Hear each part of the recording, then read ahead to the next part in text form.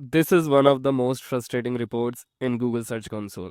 Google knows your page exists, but still has not indexed it. Most people immediately request indexing again, but that bit rarely fixes the problem because this is not one issue. It's actually several different problems that all lead to the same Search Console status. Today, I'll show you how to identify the exact reason on your own website. I'm going to share two resources with you, one LinkedIn post and one blog article, which exactly says what it means. So, this person, Raghunath Sabat, has shared his experience, and these are one of the four reasons due to which this issue occurs. One is too many URLs to crawl, so this may overload your site server. Next is low priority issue. Your website does not have much authority in Google size yet. Third is content is thin. Duplicate or low page quality content is produced on your website. Fourth is internal linking is weak. So we are going to investigate all these issues on a particular website. Search Engine Journal has produced a great blog on this particular issue, and where they clearly mentioned from Google's representative what this particular issue means.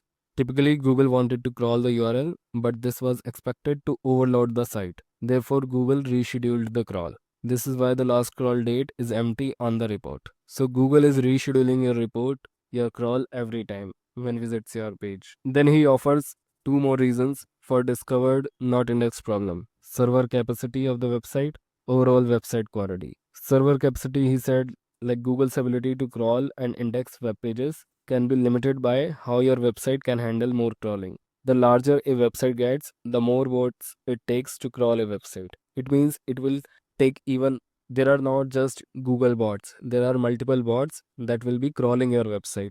So if your website is larger, this might be the issue. Next is overall website quality. It says this is an interesting reason for not indexing enough pages.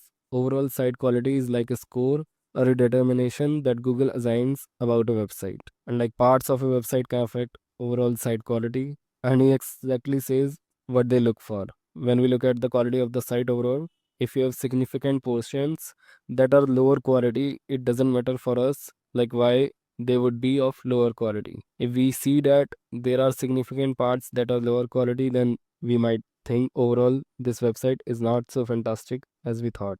And when it comes to the quality of the content, they don't mean just like the text of your article. So they are not just looking at the overall text of your website, but that includes everything from layout to design. So you need to make sure your layout and design are as per the high quality that Google likes for those particular key and that particular search intent. Like how you have things presented on your page, how you have integrated images, how you work with speed, all those factors they kind of come into play there.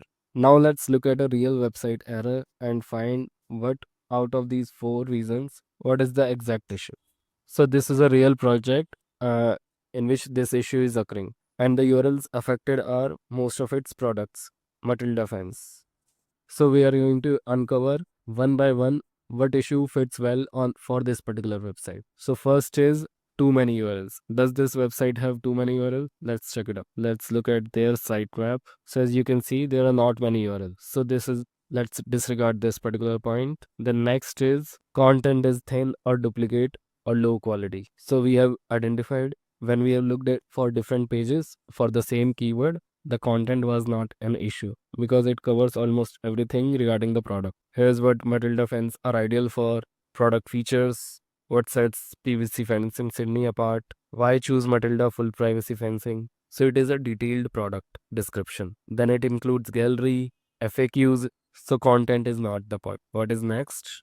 Internal linking. So for internal linking, we will use a tool, Crawlbeast. So this is the tool I use for most of my SEO audits. Let's put the URL here and start crawl. It completes within few seconds, and then we are going to look at the issues. The score is pretty good. So here you can find the pages which most need the internal linking. And if we see here, those pages are not coming, the product ones, because those pages are not yet indexed. So these are the orphan pages. So they may need more internal linking than those. Then there are some other issues, broken linking. So that can affect the website quality. So you can fix these, missing canonical and then there are some low priority issues. So we can disregard the point of internal link. But internal linking is a thing that we can always double down on it. We can always increase internal linking from those particular projects. Like we can add more internal linking from the top clicks keyword targeted pages. Like which page is receiving the highest traffic, we can add more interlinking to those products, like the home page, then the products, contact, gallery. So these pages are receiving the most clicks, and here also only home page is receiving. So we can add that.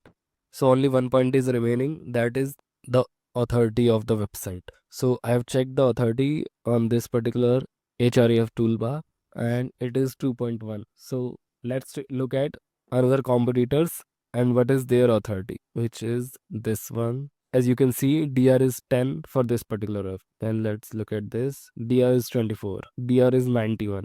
So we can clearly see the issue is authority on this web. So this way you can find out which one point affects your website, and then you can fix the particular issue. Like in this case, to fix the authority, we need to add more quality of backlinks.